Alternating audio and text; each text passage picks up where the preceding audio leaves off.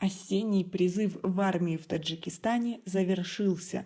Досмотрите это видео до конца, и вы узнаете, почему облавы продолжаются. Подписывайтесь на наше обновление и будете в курсе всех последних событий.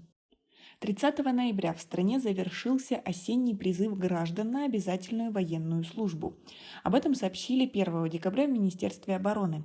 Но в отличие от предыдущих лет, на этот раз ведомство публично не отчиталось о том, был ли выполнен план и на сколько процентов.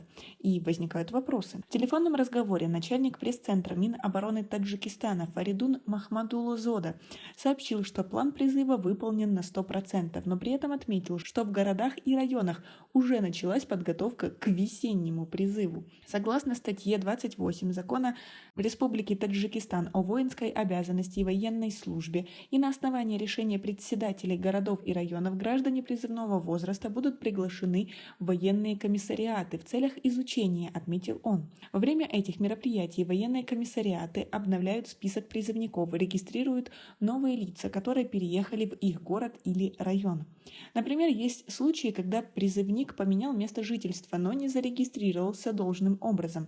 Также в комиссариатах проводят работу с теми, кто имел отсрочку по болезни или признан негодным призывной комиссией, и им дадут направление на лечение. По этим вопросам им могут пригласить призывников в комиссариаты, объяснил Махмадулозода. Он отметил, что эти мероприятия облегчат работу комиссариата во время весеннего призыва. Граждане призывного возраста на основании решений председателей городов и районов с целью обучения до призыва граждан к военной службе приглашаются в военный комиссариат по месту жительства в порядке, установленном Министерством обороны Республики Таджикистан. В случае неявки гражданина призывного возраста по повестке в военный комиссариат на мероприятие, предусмотренное частью 1 настоящей статьи, он привлекается к ответственности в соответствии с законодательством Республики Таджикистан. Во время каждого воинского призыва в Таджикистане в интернете появляются десятки видеороликов, на которых видно, как молодых людей ловят на улицах, затаскивают в автомобили и увозят в неизвестном направлении. Как вы относитесь к тому, что уже готовятся к следующему призыву? Свои ответы напишите нам, пожалуйста, в комментарии. Правозащитники и гражданские активисты говорят, что под предлогом обновления списка власти могут продолжить призывную кампанию, если план на самом деле не выполнен.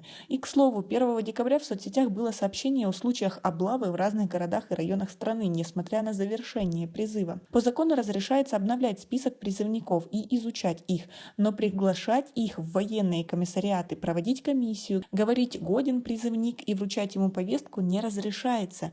Эти действия уже считаются незаконными, говорит Дилраба Самадова, юрист и руководитель общественной организации «Офис гражданских свобод».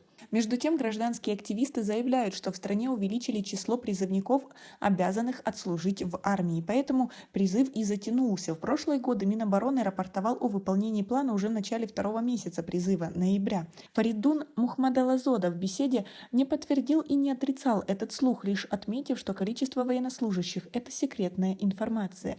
Но ежегодно мы призываем определенное количество служащих, исходя из потребностей наших военных частей, говорит он. По его словам, призывная кампания затянулась по другой причине.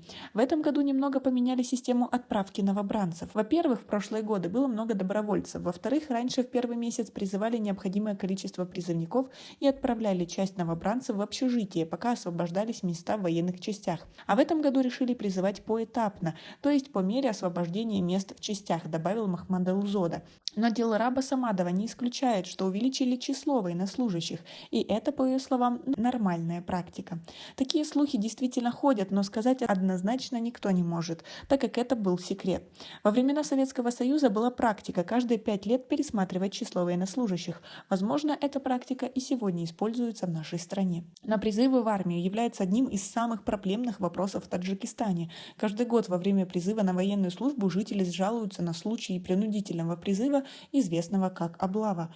Как вы относитесь к тому, что облавы продолжаются до сих пор? Свои ответы напишите нам, пожалуйста, в комментарии и мнение, почему это происходит. У нас пока на этом все. Оцените наше видео подпиской и лайком. До скорой встречи!